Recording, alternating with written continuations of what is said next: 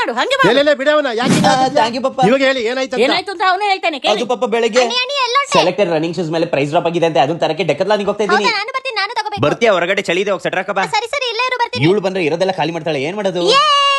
ಏ, tata bye bye. ಅಣ್ಣಿ. ಇಷ್ಟ ಆಯ್ತು. ಕೈಯೆಲ್ಲ ಕಾಲು ಮುರಿಬೇಕಿತ್ತು.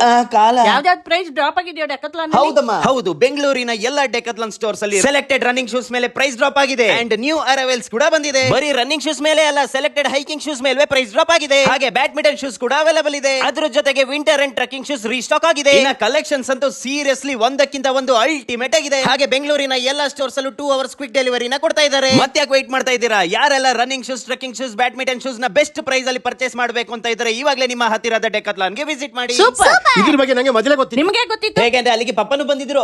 ಬರೀ ಪಪ್ಪ ಅಲ್ಲ, ಪಪ್ಪನ್ ಜೊತೆ ಪಕ್ಕದ ಮನೆ ಆಂಟಿ ಪಂಕಜನ ಬಂದಿದ್ರು. ಅಯ್ಯೋ ಫಿಟ್ಟಿಂಗ್ ಇಟ್ಟಲ್ಲಪ್ಪ. ನಾನ್ ಕಾಲ್ ಮುರಿಬೇಕಾ ಇವಾಗ ನಿಮ್ ಕಾಲು?